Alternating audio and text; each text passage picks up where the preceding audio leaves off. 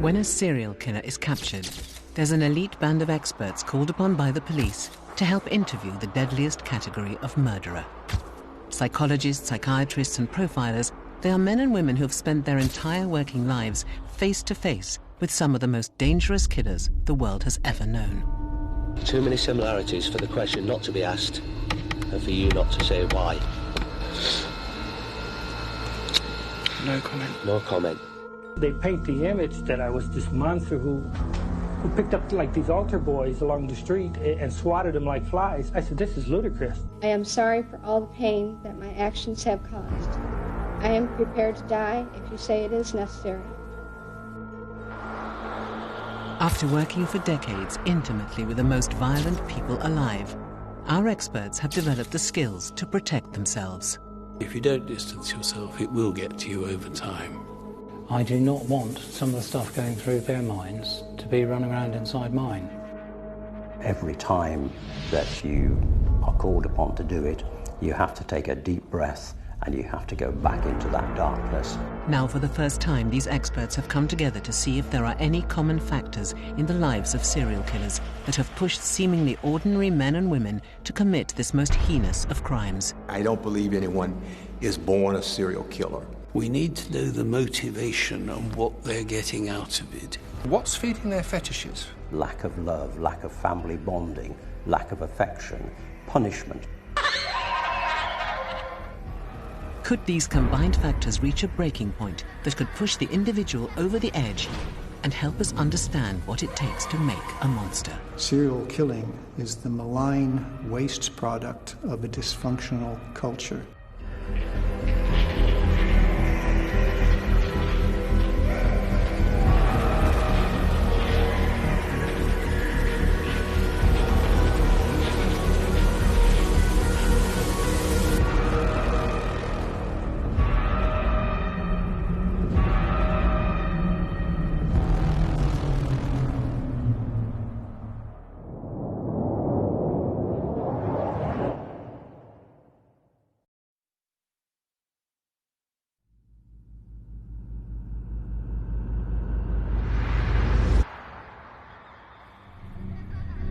I'd be driving along to see a young girl. I'd go out and talk to her and try to persuade her to get into the van. This is the voice of a serial killer from beyond the grave, one of the worst child murderers in British criminal history. The image that came to me when I was having to read the details of this man's crime was of descending into a cave where it was darker the deeper I went, such that if you shone a light in the darkest place, it would be reflected in the dead, depraved eyes of Robert Black. Between 1981 and 1986, Robert Black abducted, sexually assaulted, and murdered 4 girls between the ages of 5 and 11. He is suspected of killing many more. Whilst Black never admitted to murder during his time in prison, where he died in 2016, he did agree to a series of interviews where he openly talked about crimes against children, which he always claimed never extended beyond abduction and molestation. These interviews are graphic and disturbing. Put that pillowcase or whatever it was, a cushion cover over her head. Put her into the sleeping bag. No, I just slung her gone.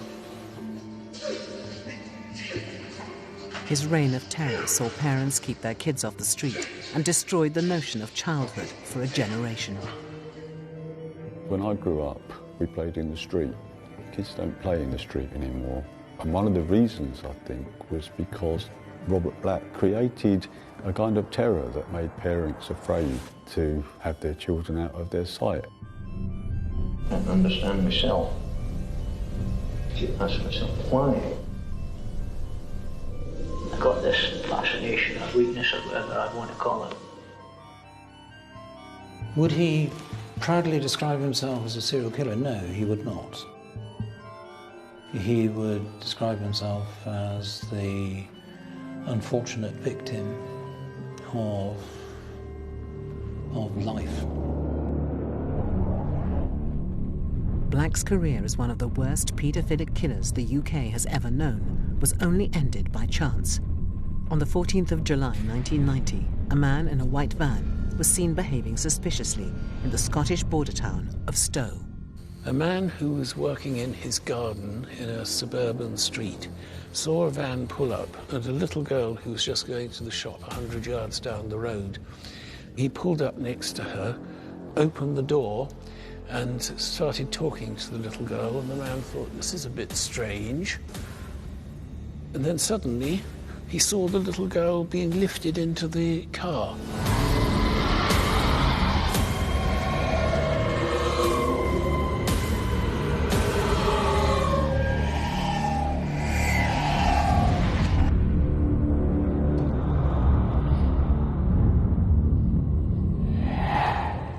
Fortunately, he had the number plate of the car, noted it down, and called the police immediately. And while he was saying what he'd seen, suddenly Black drove by again. So, of course, the police give chase. They get the van open at the back, and they look in, and the policeman who's looking in sees the sleeping bag there and gets the child out, who's puce because it's so hot and unable to speak because she's so totally frightened. And lo and behold, it's his own daughter. With the policeman's daughter discovered bound and gagged in the back of his van, Black was swiftly arrested on charges of abduction and sexual assault. In August 1990, he pled guilty as charged and was sentenced to life in prison. But so sophisticated was the preparation and execution of the crime, police were convinced that this was not the first time Black had carried out such an attack. They believed he had in fact unwittingly revealed a deadly MO he had perfected over time. With Black now behind bars and refusing to talk, police called in world-renowned criminal profiler Professor Paul Britton to ask for his advice on whether Black could have been guilty of other previous crimes. This is the first time he has discussed his involvement in the case. I first became aware of Robert Black when I had a telephone call from the police in Scotland asking me if I would give an opinion on the contents of the back of a van. And they flew down to my office. They brought with me materials and photographs and went through a situation that they'd encountered and asked me what it meant in terms of psychological functioning and a person who might have been involved. What I saw was what amounts to an abduction and rape kit. You saw the carpeting, the material that the girl had been rolled into, but much more than that, you saw how everything had been brought and prepared, and you knew that in the circumstance that she was in and the route that the van was going, that it was only a matter of time before she would be literally killed. And without knowing the abduction in detail of the little girl that he had taken and had been reclaimed, it fell to me to tell them that this was very similar to the 3 girls who had been abducted in other places and left across the country.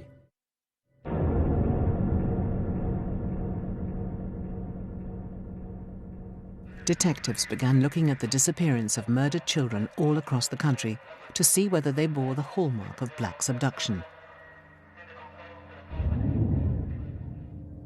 Some 8 years previously, on August the 12th, 1982, the body of 11-year-old Susan Maxwell was found dumped beside a road in Uttoxeter, central England. She had been raped and strangled. This was followed on July the 8th, 1983, by the disappearance of 5-year-old Caroline Hogg from the Portobello Fair in Edinburgh. Her body had also been found dumped in a ditch many miles from her home. In March 1986, another young girl would disappear, 10-year-old Sarah Harper from Morley, Leeds, who'd gone 100 yards down the road from her home for a loaf of bread. Her lifeless body was found floating in the River Trent near Nottingham. All 3 bodies had been transported hundreds of miles, but deposited within a 26-mile radius of each other. Although police couldn't link all these murders to Black, it was clear that they were dealing with a serial killer. Paul Britton began to make a connection between the methods of subduing and killing discovered in the back of Black's van and the crime scenes of 11-year-old Susan Maxwell and 5-year-old Caroline Hogg. The first stage was to look at the scene of crime photographs, and tragically, it's a young child, I'm afraid, in a distinct state of early decomposition. And then when you go on into the post-mortem materials, it's clear that it's very difficult to say exactly what it is that's been done, how it's been done. And what you're left with is a need to understand who might have been responsible for what you're seeing. And they all have in common certain features. They have their age in common. They have, in particular, the distance that they have been taken, and that fed into my view of what the police might be looking for. So what you see is a person who has a certain level of confidence, a certain level of indifference also. This is a person who took a child always knowing what was going to happen, always knowing that the child was going to be brutalized, murdered, and then disposed of. And that's what happened. The police had initially asked Paul Britton to make a profile of the murderer. It would prove to be eerily accurate in recording many of the characteristics of Robert Black.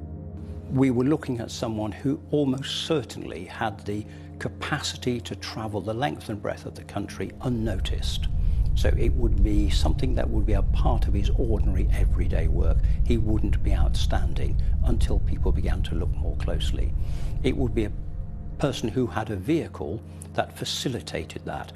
Probably not just an ordinary saloon car. There would have to be a van or a truck that would allow a child to be put into, dealt with, maybe killed, assaulted in the vehicle, and then left in due course.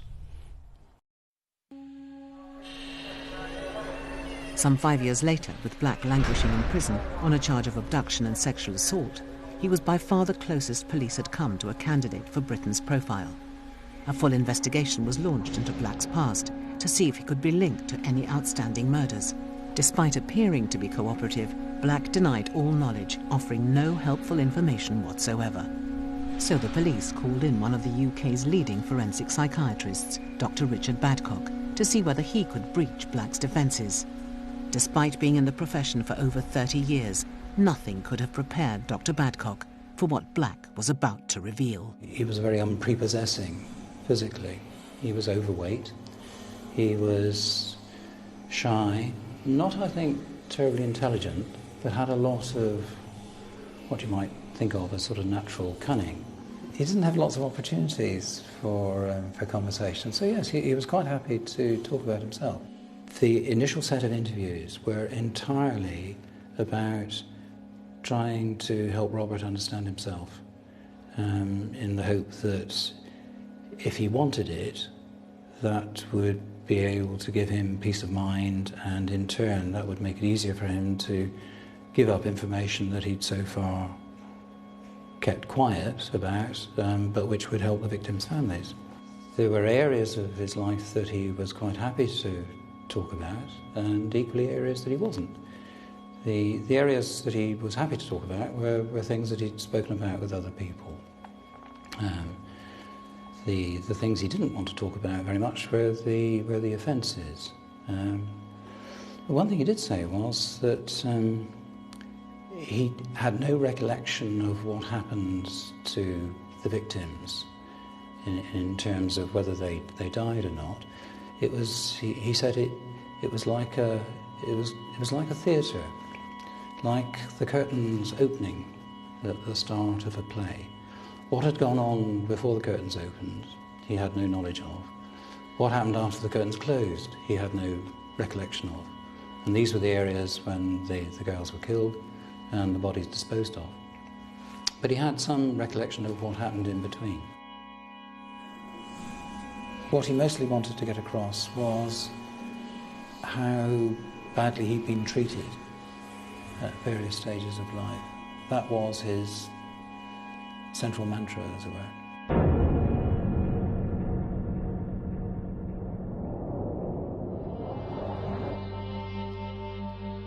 As Dr. Badcock's interviews with Robert Black continued, it was clear that the killer blamed his downfall on his own upbringing, where he was born into poverty in 1947 in Grangemouth, Scotland. Unknown father, a mother who didn't want him, a mother who rejected him, a mother who left him, who gave him up for adoption, who fostered him, who left the country, leaving him as a child to foster parents, where he was abused. Black was raised by his foster parents, Jack and Margaret Tulip. Neighbours frequently reported Robert to be covered in suspicious-looking bruises, believed to have been caused by beatings administered by his foster parents. Black would never be taken out of foster care, and he would never see his mother again. He complained that there was little love in his foster household. I remember one Christmas I didn't get no Christmas presents because I'd been bad. I got one present, somebody that lived out of town. It was a football. I can't remember what I'd done, but she says Santa Claus isn't coming this year to you. And he didn't. Well, we know Robert had quite a deprived childhood. And I suppose what they show is the persistence of those memories. Here he is, a grown man, still going back to that episode of a poor Christmas.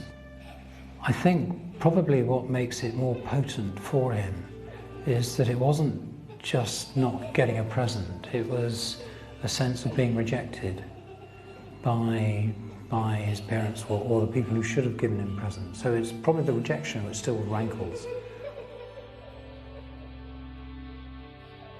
Unfortunately, while he was reasonably well behaved in the adopted family, that mother too died when he was just 11. So that's twice he's had exclusion from having a regular mother.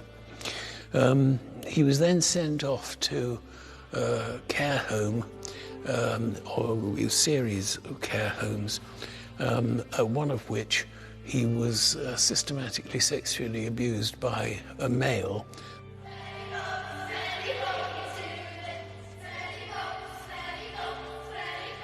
At primary school, Black was considered to be a shy and awkward loner by his classmates, who would also bully him because of his perceived lack of hygiene, which may in fact have been self-inflicted, and a sign of a far more disturbing problem to come.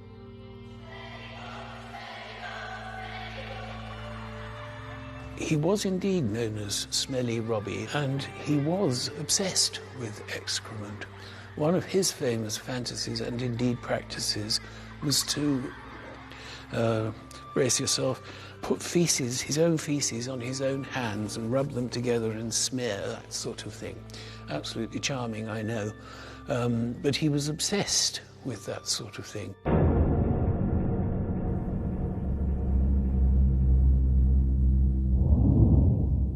Even at this young age, Black was exhibiting a disturbing array of what psychologists call paraphilia, abnormal sexual desires arising from extreme or dangerous activities. Black, from quite an early age, but it seems to have persisted, seemed to insert objects up his backside. There is actually photographic evidence of that the police found in his lodgings when he was arrested. Things like a telephone receiver and a wine bottle and that sort of thing. Certainly must have made for a rather unusual photograph album. That sort of activity does seem to suggest that he needed something absorbing to focus on. And sexual activity can sometimes provide that because of its very engrossing nature. It's part of a little world that the individual can construct where they can be in control when the rest of life might not be fully in control.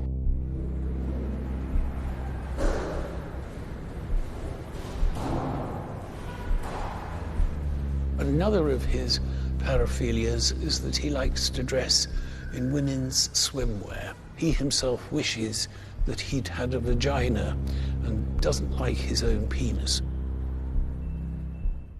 He was precocious at school, going way beyond the if you show me mine, I'll show you yours sort of routine, trying to stick his penis into a young girl along with two other lads. They were all inept at it and couldn't do that, but they nevertheless all felt each other and all of that stuff, and it stuck with him. And then at 15, in those days, he was expected to leave the care home and go and find work, which he did, delivering things, not by car, but on foot, where he reckons he's molested something like 30 or 40 girls while he had the job there. There was a girl on her own in the flats when I was delivering. I might sit down and talk to her for a few minutes later.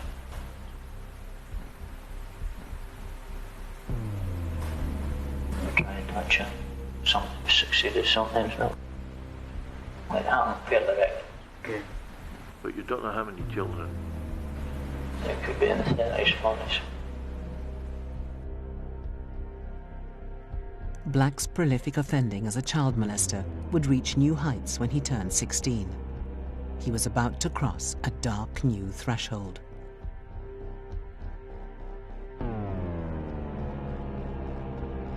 I think the episode where he did lure the 7-year-old girl into the air raid shelter, that really represented a step in the direction of something a lot more serious.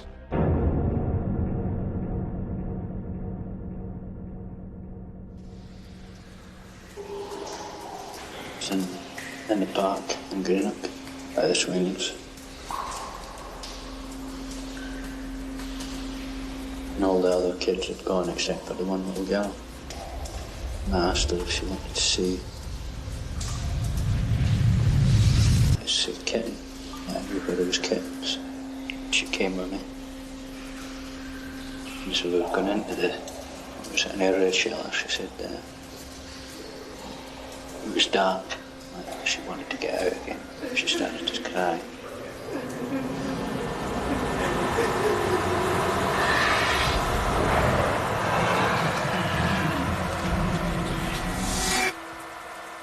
He took her knickers off, laid her down, and systematically explored digitally all about her. And finally, once he'd done all he wanted in that regard, was strangling her. And she seemed to be unconscious, and he left her for dead. But the thing is, she didn't die and was later found wandering the streets with blood everywhere in a complete daze, unable to speak to anybody.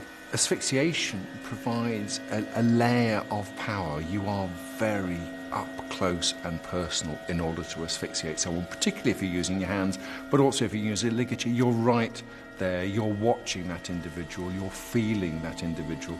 That gives you a tremendous sense of power, of domination over that individual. And there is this link between domination and sex. And in his case, he strangled her till she was unconscious. She may have been dead, he didn't know, but clearly he found this sexually exciting because he then masturbated over her unconscious body, as it turns out, rather than her dead body. I think I clapped my hand over her mouth, held her down on the ground, with my hand round her throat, and holding her down. And she must have gone unconscious anyway. And I masturbated there. Went out, left her. And you didn't know whether she was alive or dead? No. The fact that he successfully masturbated suggests that he got something immediately from the experience.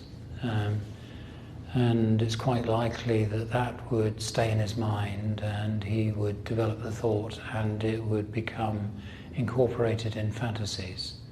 He also wanted passivity. You could argue that it was important to him not to have another presence there. He would just feel it was the wrong thing to do. You know, that it was somehow it was a worse thing to to masturbate over a living child, a conscious child, than it was over an unconscious or a dead one. When the little girl came around from the attack, she told her parents. Police and social services were soon involved, but it would prove to be a missed opportunity to stop Black's offending behaviour from escalating. For this, he was interviewed by a psychiatrist who said he wasn't a threat and that he would probably grow out of this. And as a consequence, his punishment for this was that he was admonished. Extraordinary. He was admonished. That constitutes, in the mind of Black, a reward. He got off with it. That was a releasing event in his mind. As I said, he learned then that he could abduct, molest, and possibly kill with impunity. Having got away with his crime, Black felt emboldened. He moved into new lodgings and almost immediately was reported to the police for molesting the landlady's 6-year-old daughter.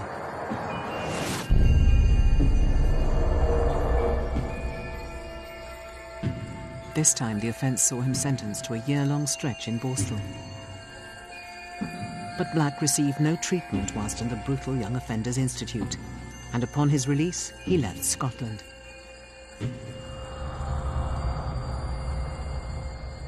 In September 1968, he moved to London, where he enjoyed the anonymity afforded by the big city. He found lodgings in North London, where he would live for the next decade. A man of few friends, he would be seen frequently drinking alone in pubs, lost in his thoughts. He's somebody who seemed to really, although outwardly conventional, he seemed to have a very strong inner life centred around his sexual preoccupations. So to that extent, he was really quite an outsider. He didn't seem to mix well with others, but it's as if he had his own little world that he was operating all the time and that governed most of his actions. Robert's life was not a normal one. It was a very introverted one, very introspective, very narcissistic.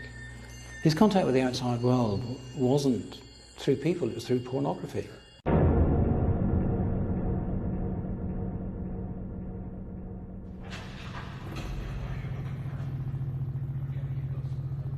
There was a place where I first discovered the child pornography, a shop down near King's Cross in London. Didn't have a name, it was just like a shop front. You went in and there was like old books lined up, but you wanted to get something else. You went in the back. That was all child pornography? No, I made the chance remark. I said, had you any like teenage sex magazines? He says, I've got these. And he hauled them out. They're called lollytots. The existence of bodies of pornography, even before the internet, would in a sense provide a kind of validation for his sexual interests. It would indicate that he's not the only one, that this is something that's being catered for. That could, in a sense, normalise things to a degree, knowing that he's not the only one. As Black's fantasies darkened, so his impulses began to escalate. It was no longer enough to buy pornography. He wanted to make his own. Well, I know he built up a big collection. I was given one of his books to look at, and it was on the front cover. It was a number 101. So you knew he had a huge, huge collection. The interesting thing about this particular book was that the images in it had all been culled from magazines, but they weren't necessarily horrible sexual images. A lot of them were about sort of naked, smiling children, you know, health and deficiency stuff, with a few conventional adult pictures, but the majority were of children.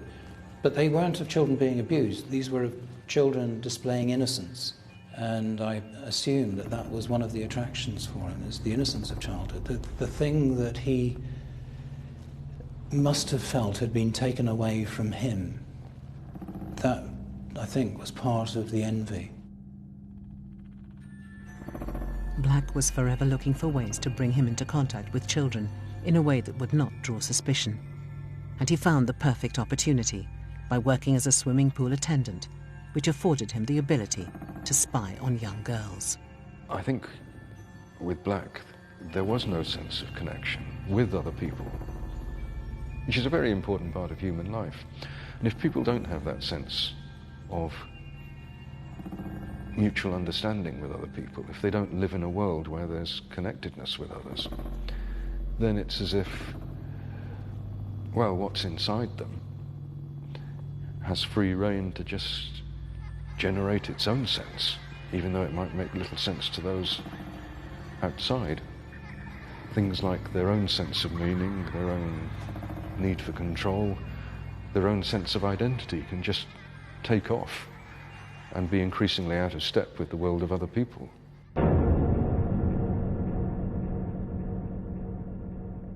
Many people have fantasies, in this case sexual fantasies, deviant, abusive fantasies, and that is all they have. With Black, you have a person who began to bring them to reality. How does that start? It starts off with looking. So no longer imagining, no longer looking at pornography on a page or a screen, but actually going out and finding and looking at a child. And then they begin to follow. And then they begin to incorporate that child into their fantasies. And then, if they're at all bright, they begin to work out the how-tos. How do you do that? What are the problems? What do you need to overcome? And so that's what he began to do. In 1976, Black found a job that would help fulfill his paedophilic fantasies. He found work as a van driver delivering posters, in a role that would take him all over the country and indeed Europe. He was constantly on the lookout for potential victims. A lot of, sex offenders more generally will use memory of past offences as sexual stimulation. And I think he did talk about often masturbating in the back of his van and thinking about past offences, including the 7-year-old that he abducted and nearly killed through strangling many years earlier. Also, as part of his masturbation routine, it seems that he had young girls' clothing in the back of his van, and he particularly liked dressing up in young girls' swimming costumes. So, at least some of the time, he was gaining sexual gratification in that kind of way. But it seems that the possibility of abducting, sexually molesting, even killing a victim was never far from his thoughts. You need to understand he was an obsessive compulsive. The obsession is in the mind. The compulsion is in the deed. And he was doing both. He was rehearsing. He was fantasizing. Fantasizing is a form of rehearsing. And he was rehearsing in the extent of not only the aspect of the act itself, but in how he would escape detection, how he would escape punishment and arrest. So he had become adroit in his own sadistic little world. I don't think that Black tripped over into murder. I think that it is a, for him, natural but escalating pathway, because it's never the case that the fantasy stays still. It always has to develop. It always needs a little more. And for Black, one of the things that gave him that fulfillment was the death of the child. And in addition to that, once the child's dead, they're not going to identify you. In his later police interview, Black revealed the chilling MO he used to abduct children. Tied her hands, found a sticky plaster, put the plaster over her mouth, put that pillowcase or whatever it was, a cushion cover over her head, put her into the sleeping bag, and now I just slung it in the corner. That was Robert's MO, was to duck quickly, put a tape over, cover them up, bundle them in the back of the van, and then ignore them.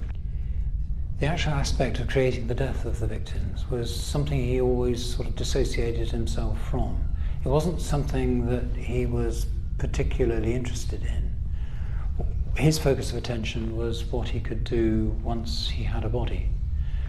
And at the time, he must have also paid attention to what he would do afterwards. But after the event, he would dissociate himself from that as well. So he would, in terms of his conscious recollection, he'd cut himself off from the creation of the death and the disposal of the body.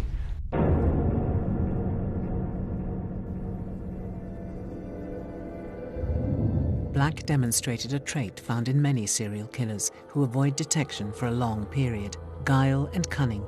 His work as a van driver meant he could find victims across a huge geographic area, and also have a safe space within which to assault and murder them before transporting them to their deposition site.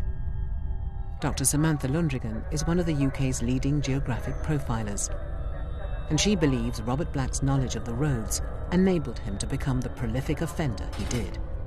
He used his legitimacy as a delivery driver to be in the places where he disposed of his victims' bodies. He selected deposition sites that were in lay-bys, so he didn't have to drive too far off the main highway, where lots of lorries and vans stop, so he would not have attracted any attention. And then he was very adept at taking his moment to move the bodies of his victims and discard them, really. There was no attempt even really to hide them. I think the most significant reason for why he was so difficult to catch for so long was because of the way he used his environment.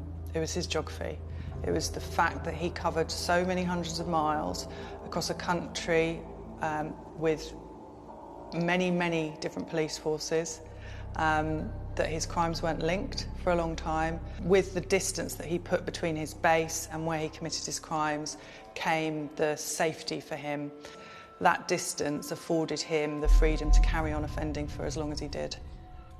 Serial offenders of whatever variety do learn as they go along. They learn how not to be caught, they learn where things go wrong and they need to adjust what they do. But much more importantly, I think what happens is their fantasy life evolves.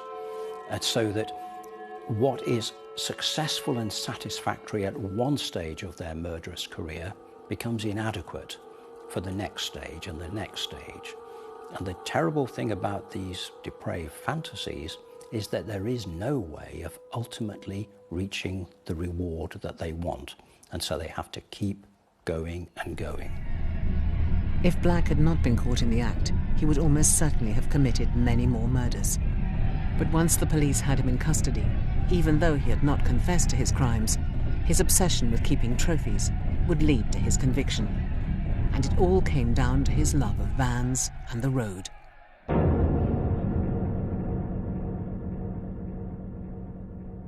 I was on duty at Scotland Yard on the day that he was arrested and had to brief the Commissioner about his arrest. And I think the really frightening thing was the rapidity with which he struck and the way in which he pulled along in his van back past the area to go and fill up the van with petrol.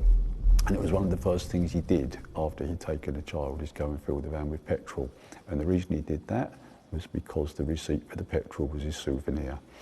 And when his house that he rented a room in Stoke Newington was searched painstakingly over a number of days, eventually they found a cache of souvenirs, many of which were petrol receipts, which placed him in the crucial areas on the crucial days. Nothing else, not bits of victims, not bits of clothing, not photographs, petrol receipts. The petrol receipts would help to convict Black of the murder of 4 girls, but never once did he confess to those crimes. He said that he wasn't guilty. He never showed, if you like, any remorse or regret for what had happened. He insisted that it was nothing to do with him. When people are in denial, it means they themselves are able to persuade themselves that it didn't happen. Now, in Black's case, that almost certainly isn't the case. This is a man who knew what he'd done, who inside revelled in it, who revisited it, who in his dreams and fantasies went back through it. He may have absolved himself of any guilt or responsibility, but he wasn't denying it to himself, but he's certainly not going to give you the power of knowing that he's done it unless you have a particular way of accessing him. It was a drive that took him over. He didn't want to control it. He surrendered his will to it. It was destructive, but made him feel powerful, made him feel effective, made him feel better, more than it made him feel guilty. If you're a paedophile, you can't do anything about it. All you can do is stop doing it. And the best way of dealing with that, in my opinion, is to say, look, if you go within 250 yards of a school entrance, you'll be back in, and that's it, and you'll stay in. That's the only way of dealing with it. All you can do is stop them doing it, not wanting to do it. And that's a subtle but very important difference. Robert Black was associated with the disappearance and murder of 10 young girls. But what ultimately was responsible for creating such a monster? It's certainly clear that something very traumatic happened to him at a very early age, which he never discussed, presumably in the form of sexual abuse, but something which so disturbed him that he shut himself off from it completely, dissociated himself from it. That traumatic something then didn't by itself direct the rest of his life, because he then made decisions as a child growing up and as an adult which added to the capacity to offend. But it was the thing that, because he could never address it or deal with it, stopped him from being able to develop along different lines. So it did have the effect of encouraging him to grow up feeling vulnerable, alienated, inadequate. Monster is one of the pejoratives that people use to enable them to distance themselves, to categorize someone and set them aside from us. We're reassured. We're not monsters. We couldn't be monsters. It's a separate category. It's a comforting and unrealistic construct. He wasn't a monster. He was a product of that particular life.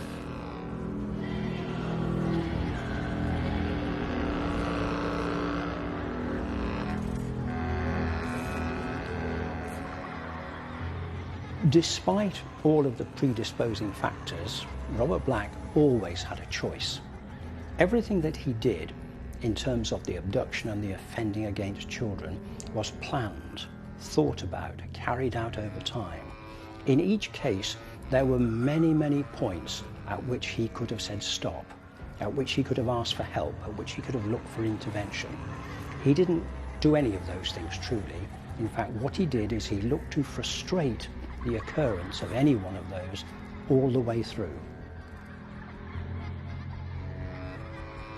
He couldn't have been treated. This was in his nature. This was what he was. I don't think he was retrievable. And there's no punishment sufficient to mark the magnitude of his crimes. He was beyond redemption.